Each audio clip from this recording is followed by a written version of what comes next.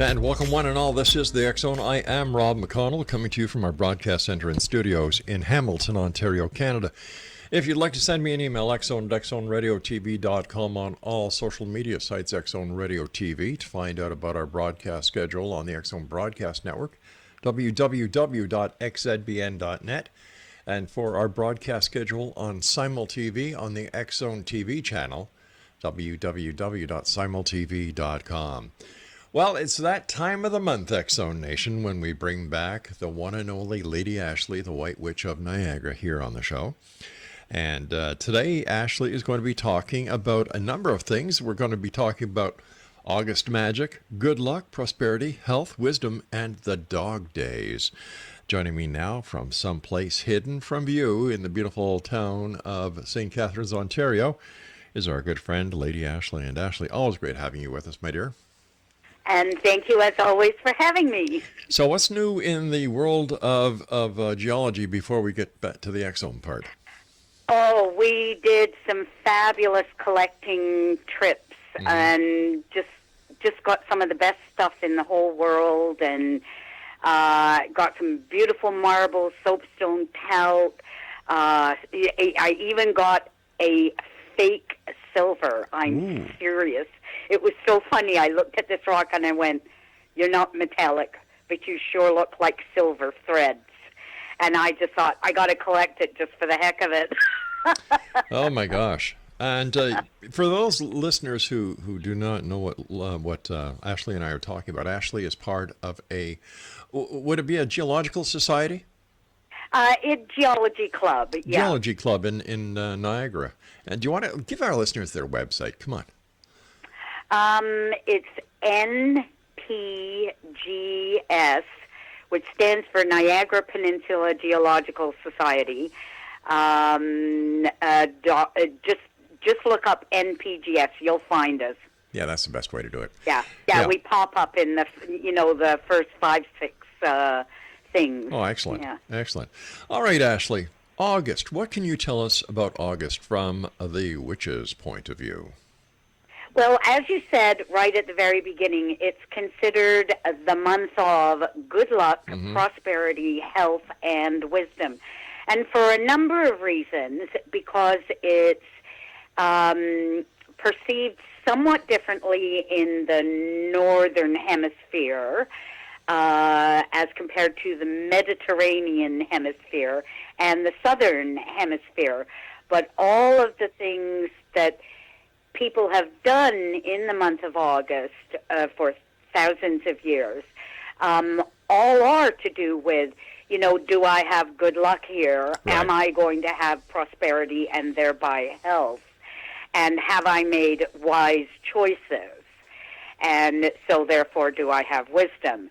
And that's why August is a very important month for that. And I know we're at the very, very end of August, but it starts, like for the Northern Hemisphere in particular, it starts with Lammas or Lunashwa, which are the bread festivals, because August is when the first grains or the early grains start to ripen, and everybody starts making bread.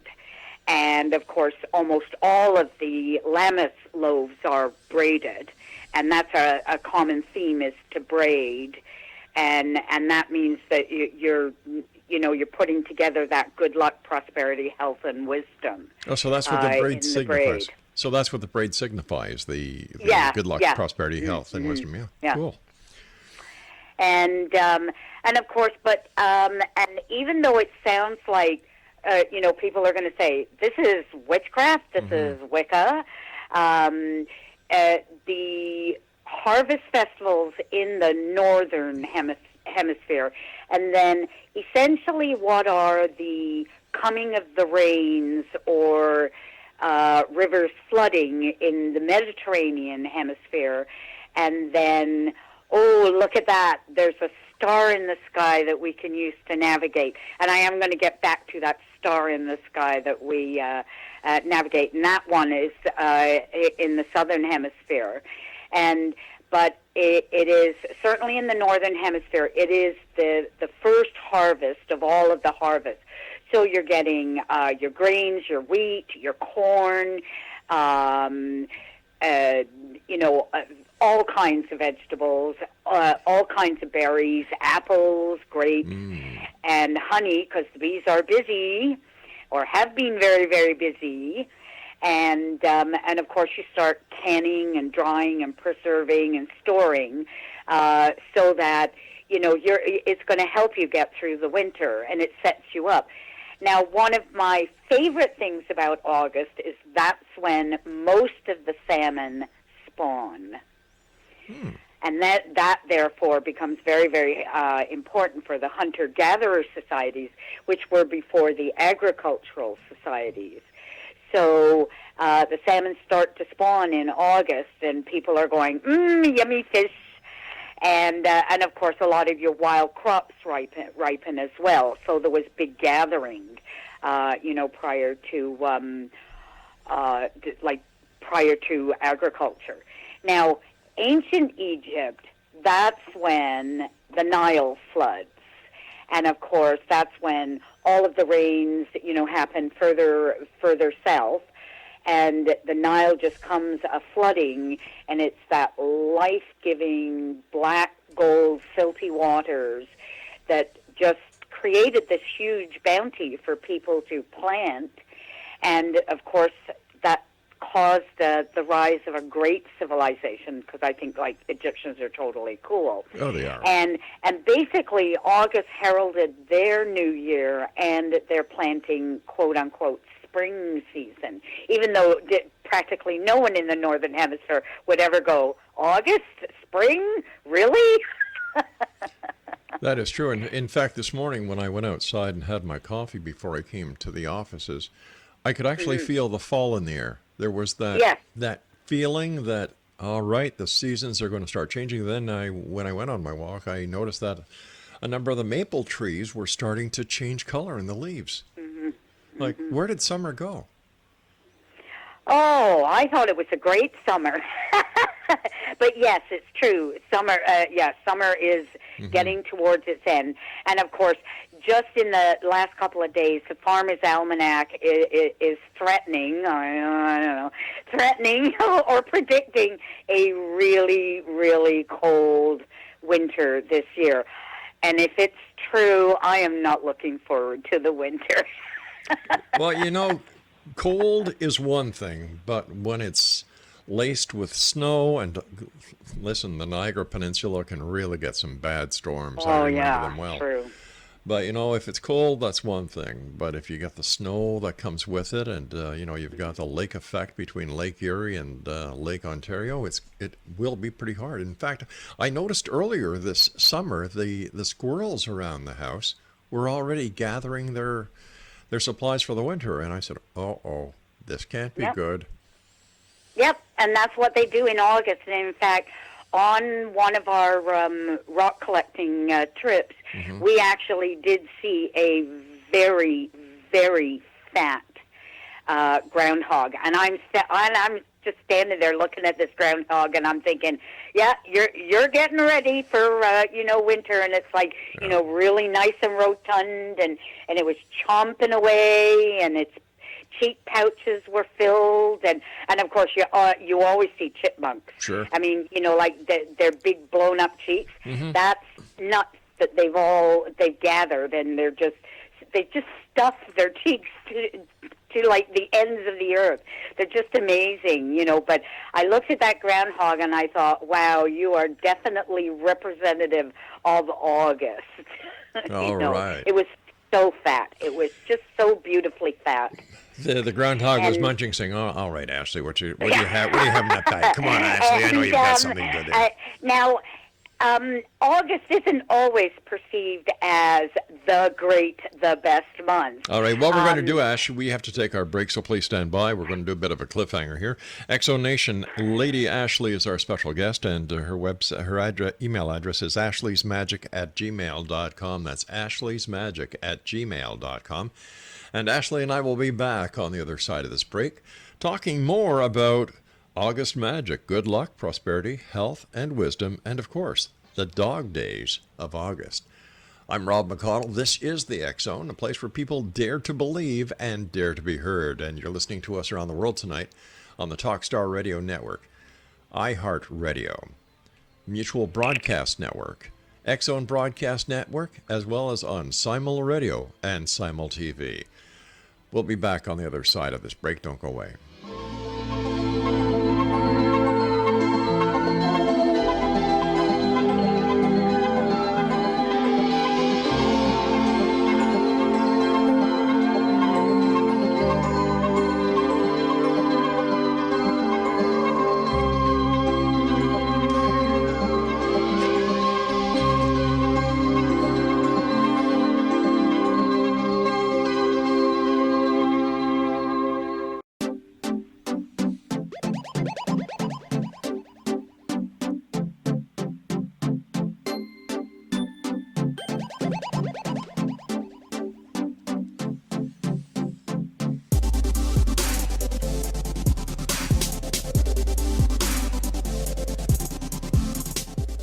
Exonation, our guest this hour is Lady Ashley. She is the White Witch of Niagara. Her email address is ashleysmagic@gmail.com. And Ashley, before we went to the break, we were talking about, the exploits of your geological society. And this last time you and your fellow rock collectors were out there, you noticed this, this rather robust groundhog. And we were also discussing how August is traditionally the time of animals that are starting to, gather their wares for the winter. And what else is August known for? Well, August is also known, and this is for the ancient Greeks primarily, more so than Rome. Rome seemed to have a little bit more balanced view of August. But like Egypt, July and August in Greece is very, very dry, particularly August. And of course, so the ancient Greeks didn't exactly perceive August as the best month because you got this very hot and dry weather, which of course means drought. And then of course you've got lots of unsettled weather, intense thunderstorms, and we experienced certainly some very intense thunderstorms here in Ontario. That's right. We may have been drought-ridden here, kind of, in St. Catharines, but a good portion of Ontario got hit. And then, of course, the Greeks also believed that humidity would make men weak. Well, not surprising, humidity, sort of, we all go, can we just sit down? Exactly. But humidity arouses women, according to the ancient Greeks. And really, quite frankly, for all that I love the ancient Greeks for the many gifts that they gave us, they also didn't have too high an opinion of women. They were, I feel that they were overall pretty misogynistic. Of course, I'm now going to get totally trashed by many Greek people, sorry. But certainly they didn't think highly of August. Now, Rome was a little better because they were more balanced. But once the rain started, everybody, of course, started getting happy. And, of course, in ancient Greece, that's when you also planted, your crops that would go through the winter. But I talked earlier about the southern hemisphere, and this is when we get into the dog days of August. And, of course, that humidity, that unsettled weather, it's so dry, and is it going to rain? And when it does rain, it's very intense.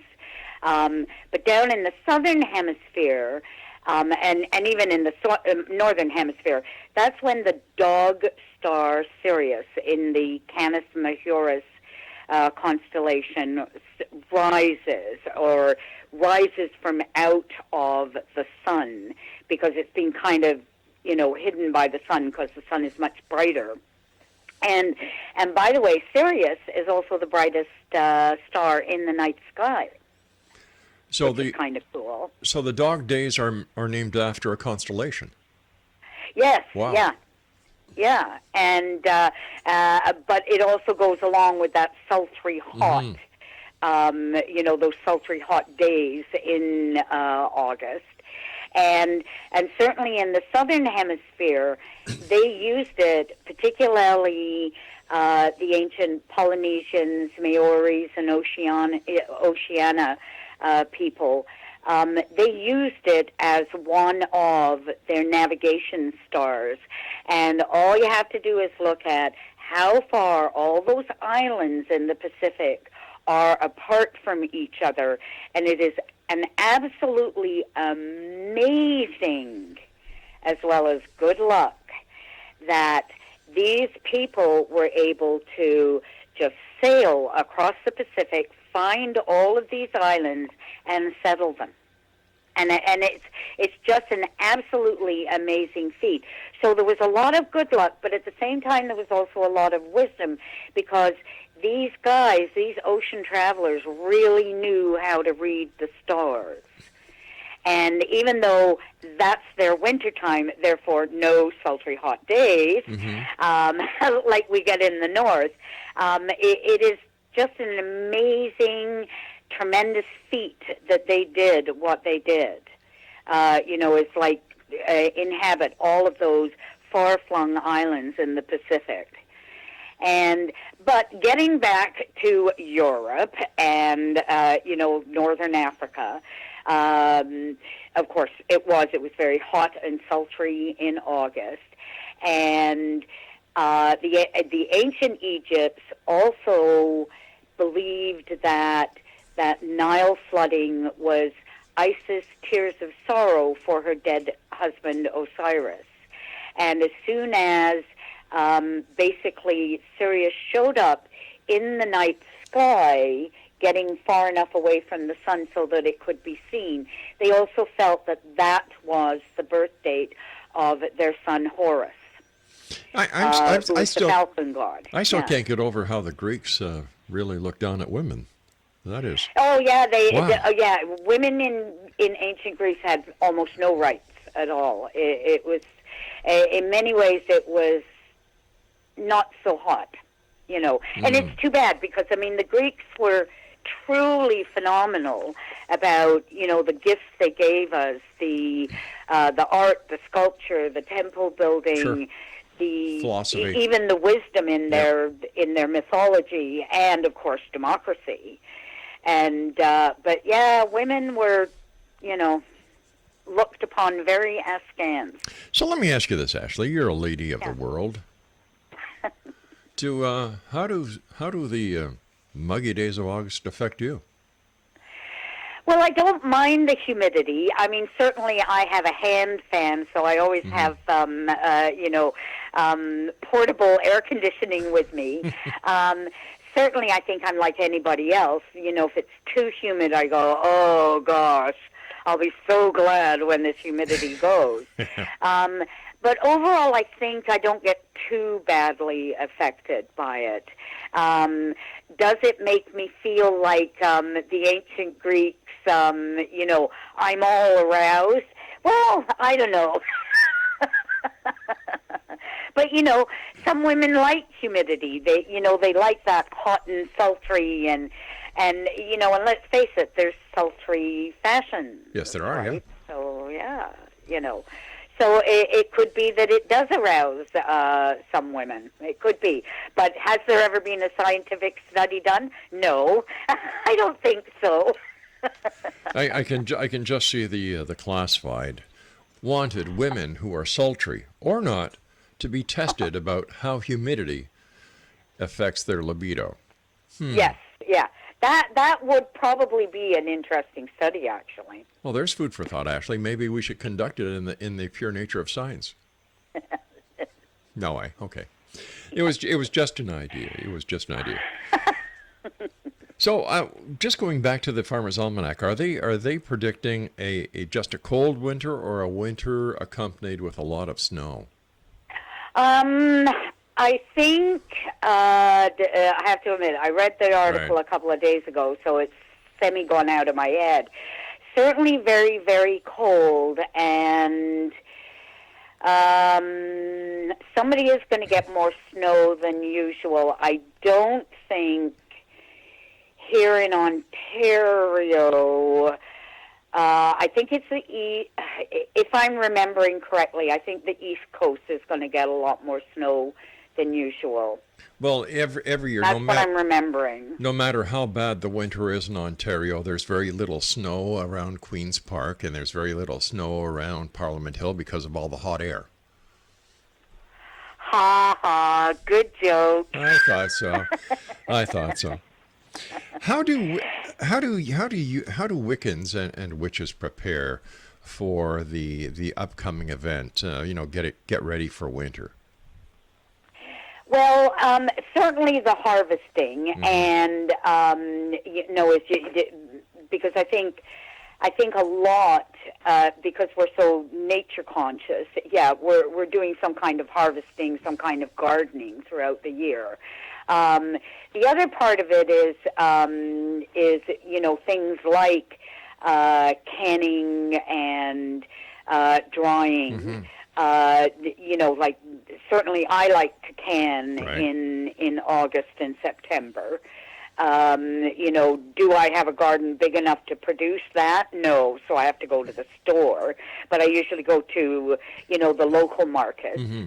And but another thing that's also funny, cool about August is, of course, being a number of grains are ripening in August and grapes are ripening in August. Of course, that's perfect time to make beer and other alcohols and wine. And so very often when you're doing any kind of celebration in August, whether it's, the beginning where you're doing Lammas or you're doing the full moon or you're doing the quarters, you're going to raise your arm.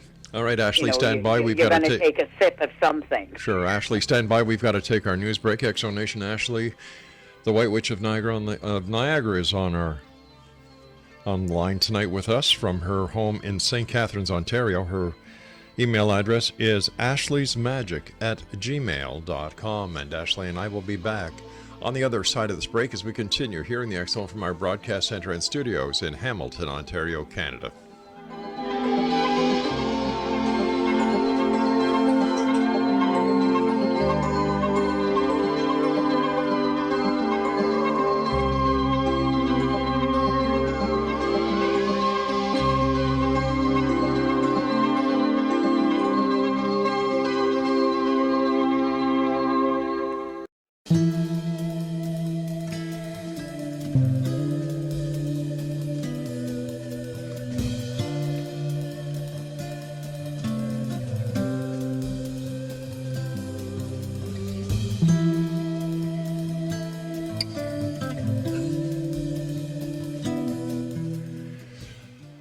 Welcome back, everyone. Lady Ashley is our special guest tonight here on the X Zone this hour.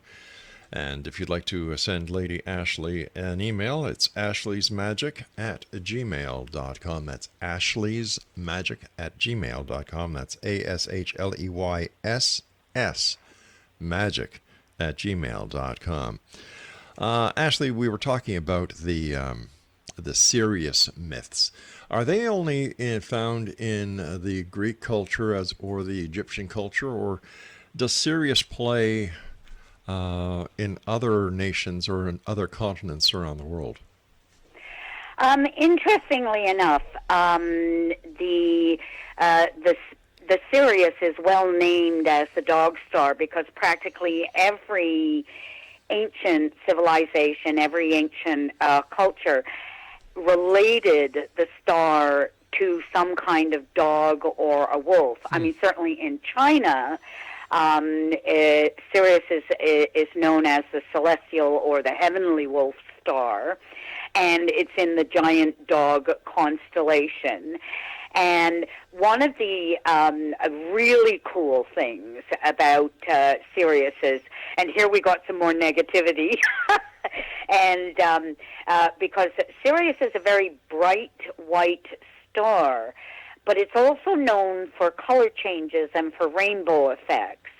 And certainly the ancient Chinese said that, like if it had something like a red halo in this color change, then that could mean disturbance or war.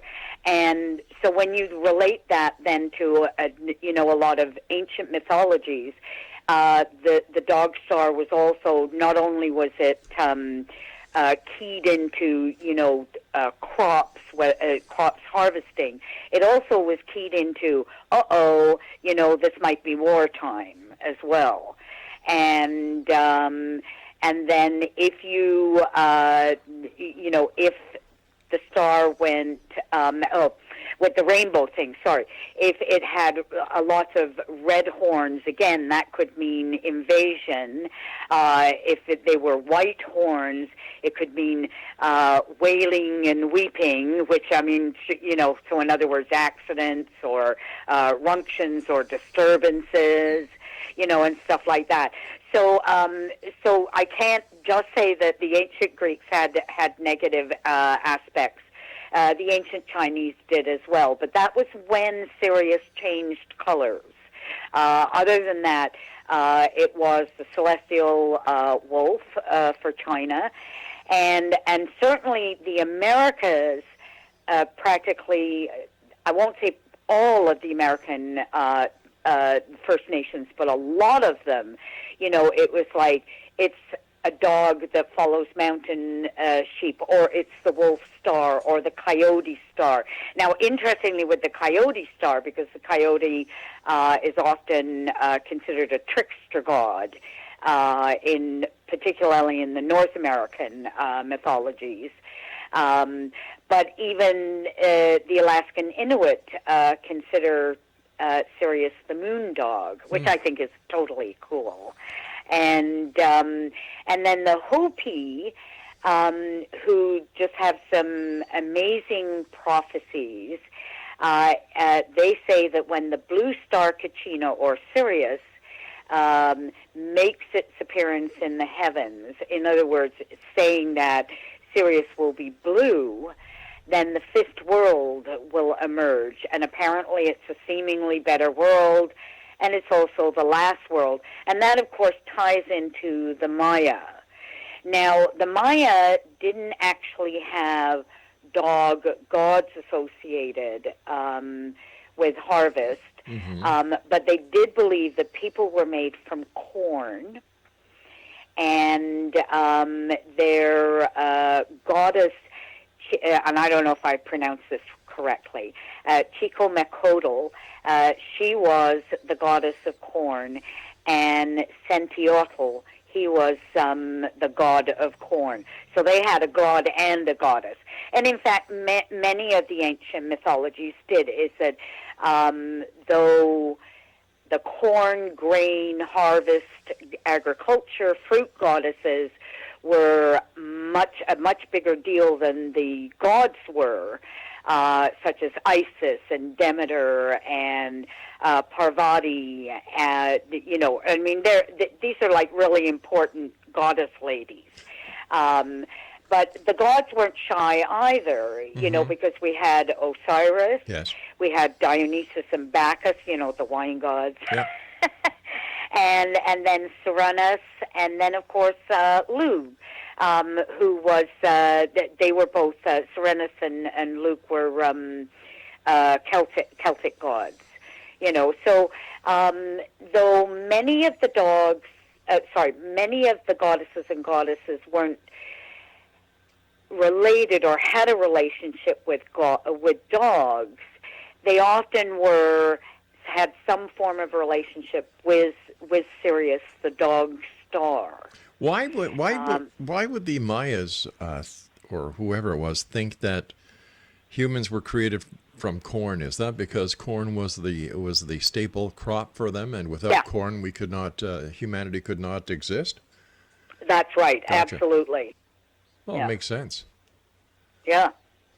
Yeah, it's when you look at ancient mythologies, it's really quite interesting. Like, I mean, some of the myths, when you read them, you go, what? What are you saying? Yeah. But some of them are often very, very clever as to how they explain things. Probably one of my favorites is one with Demeter and her daughter Persephone. And, of course, when Persephone was kidnapped or raped by Hades and taken down into the underworld, Demeter just stopped doing what she normally did, and it's like nothing grew, everybody was starving to death, et cetera, et cetera. And so the Olympic gods, they stepped in and said, so Hades, come on, we got to solve this problem. And so, though not all Greek mythologies agree with this, basically Persephone had to stay down in the underworld for 4 months, equivalent to the 4 months of winter, and then came up back to her mother for 8 months, which is basically your growing season, growing and harvest season. So but it explained, hey, we got winter, and then we've got spring and summer and fall. They had a much simpler way of looking at things back then. Pretty amazing what the myths do. But in one respect, it was a lot simpler back then to understand. It seems as we have progressed, instead of making things a lot easier, we have complicated the hell out of most things. And when you look at the ancients and how they related the stars to animals, everything around them had a reason, had a rhyme, and it played not only part of their religious beliefs, but also their sociological beliefs as well. Yeah. And have we complicated? I'm not going to disagree with you, but sometimes I think it's also a case of we've forgotten things. Is that I don't think we're in rhythm anymore. And is it the Industrial Revolution and, the rise of the fossil fuels? I'm not sure. I mean, I know that there's a lot of people who say, we got to get back to the earth. Well, I don't want to give up some of the modern good things. Sure. Okay. So I think what it is that we have to find a balance, and because the Industrial Revolution happened so quickly, and then followed very, very quickly by the oil and gas and coal industries, and then of course our modern technology. I just don't think we've caught up, and we haven't found that balance. So, in some ways, complicated, yes, but I think it's more a case of forgetfulness as we've lost that rhythm. And I think that and I'm hoping that as the age of Aquarius dawns, that we will then get back that rhythm. Now, of course, I'm sure that there's a lot of people saying, well, you're very optimistic, Miss Full of Hope. And maybe I am. But what's wrong with that? The Hopi myth about when the blue star Kachina arises, is that fifth world the age of Aquarius, and will we get better and therefore heal ourselves and heal our planet? Well, you know what? There's nothing wrong with being hopeful. In fact, it's the people like you who spread the hopefulness, who are making a positive difference in this world. There's too much negativity. And I agree with you, Ash, that we have to look back in time to see what worked and what didn't work. And we need to learn more from our past mistakes, as well as learn from what has been right for us and implement that into the world today. Ashley, stand by. You and I have to take our final break for this hour. And Exonation, if you'd like to send Ashley an email, her email address is ashleysmagic@gmail.com. That's ASHLEYSSMAGIC at gmail.com. And Ashley and I will return as we wrap up this hour here in the X Zone on the other side of this break. Don't go away.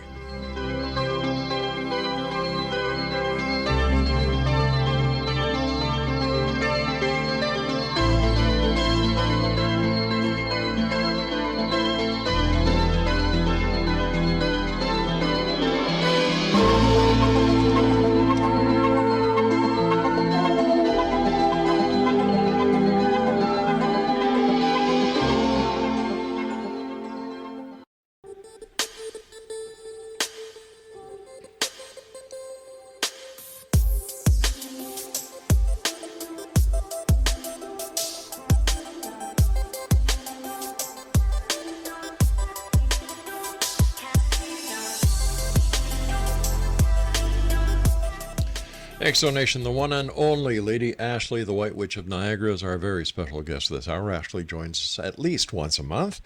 And if you'd like to send Ashley an email, if you have questions, or if you'd just like to suggest topics that Ashley might do here on the show for you, her email address is ashleysmagic@gmail.com. That's ASHLEYSSMAGIC@gmail.com. First of all, Ashley, so great having you with us each and every month. I look forward to our chats. I miss the old times when you used to come down to the studios at 610 CKTB and join us. But it's great having you back here with us where you belong here in the X Zone family. Thank you. So, Ashley, as a white witch, when it comes to, if my memory serves me correct, you and I once discussed the myth or the connotation of how or why witches apparently flied, and it had a lot to do, if I'm not mistaken, with the corn stalks. Well, yeah, because but it was also wheat sheaves. Because and because it was brooms more than anything, and certainly corn stalks were used as corn came over to Northern Europe. Mm-hmm. Once the New World was discovered. Because basically up until that point, there was no such thing as corn, despite the word corn being used in the vernacular. Corn, as in maize from the New World, didn't happen until the New World was rediscovered. And so what that was it was believed that helped you fly. But really what helped witches or made witches believe that they flew was generally some kind of psychedelic, and usually mushroom, because that was quite commonly found in Northern Europe.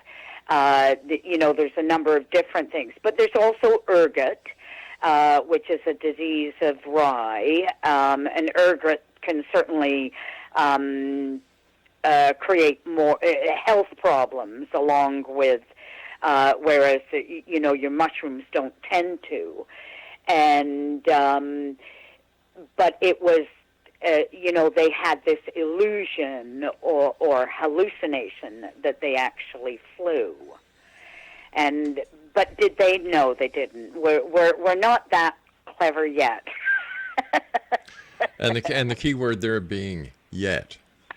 Yet, yes, and that is a key word, because I think that as paranormal abilities get studied without the hysteria that seems to surround pseudoscience. And I'm not going to deny that there's lots of stuff that is pseudoscience. It is. Mm-hmm. But we have seen over the years, over the centuries, what once was considered a pseudoscience is no longer. It, in fact, is considered a valid science. I just don't think we have the ability to understand, we don't have the technology to measure how the paranormal works. But, yet. And I'd like to see it. I'd like to see understand it more. But can people have paranormal abilities? Yeah, I do. And when you look at some of the Marvel Comics stuff, yeah. I think people would love other people to have, because let's face it, all those superheroes have paranormal abilities. They can fly, they can, control situations, they can throw fire. And one of my favorites from the Fantastic Four is the elastic guy. I can't remember his name right now. But he stretches, and there are always, in every person's life at one point or another, we all wanted to have that ability to be able to stretch and get something, right? We've all wanted that. And talking about modern things, of course, Harry Potter, and I mean, I've always considered Rowling brilliant with the way she, not only just the story alone, in that it is good versus evil and good wins out in the end. She was, I thought, just brilliant the way that she couples things together. And of course, Sirius Black, who is considered a big bad guy at first, and then everybody realizes, no, he's like one of the best good guys in the whole world. He turns into a big black dog. Really? Yeah, Sirius Black. So he's a, Sirius dog star, black.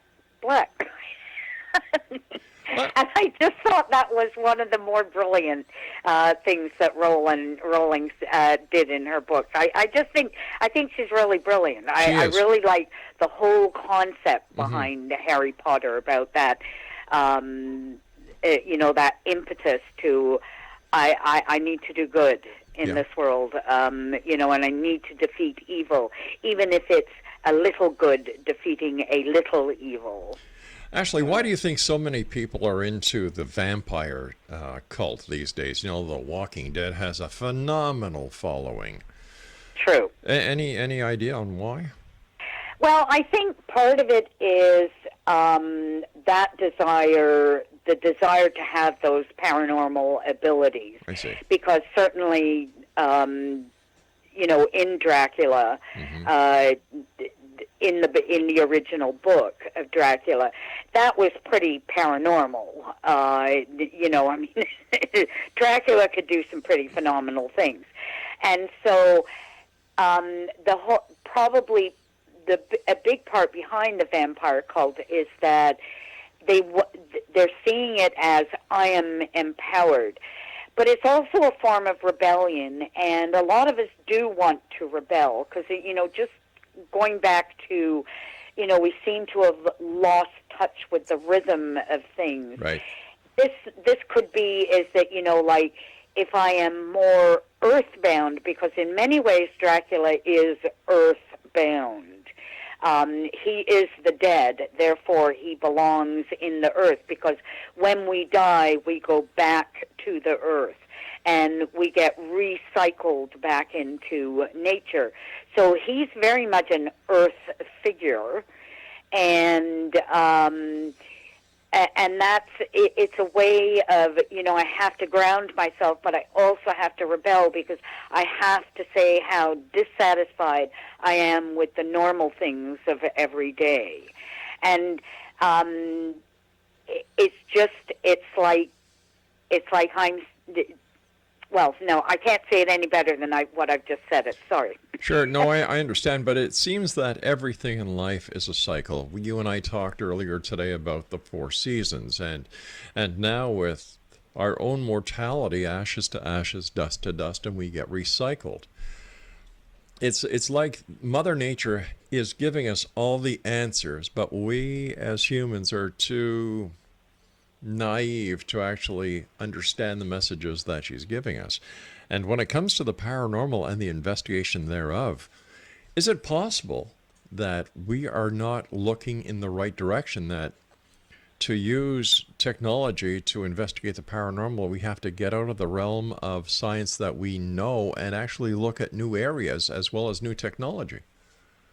Yes, absolutely. I do think that. But there is also this,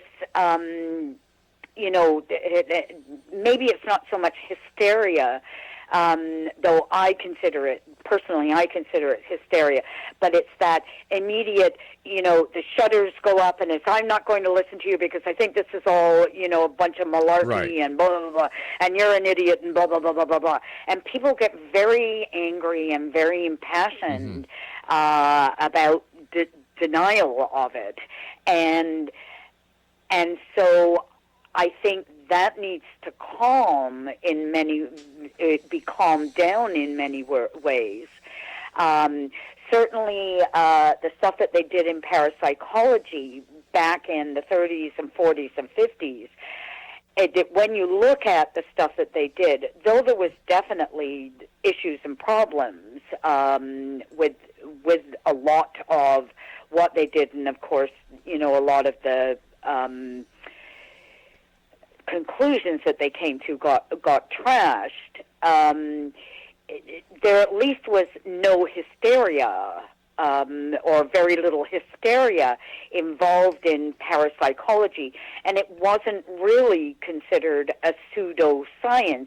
It was considered, this is a good way to look at this scientifically, and let's see if there is something there. Well, Lady Ashley, I hate to do this to you, my dear, but you and I have to say so long for tonight. You're going to be back within the next month or so. And yes. Always great talking to you. Do me a favor, take care of yourself. And you'll never know how happy everyone here in the X Zone, as well as the X Zone Nation, is to have you back where you belong, here on the X Zone. Thank you. You take care of yourself, my dear friend. And X Zone Nation, if you'd like to contact Lady Ashley, her email address is ashleysmagic@gmail.com. That's ASHLEYSS magic@gmail.com. I'll be back on the other side of this break as we continue here in the X Zone from our broadcast center and studios in Hamilton, Ontario, Canada. Don't go away.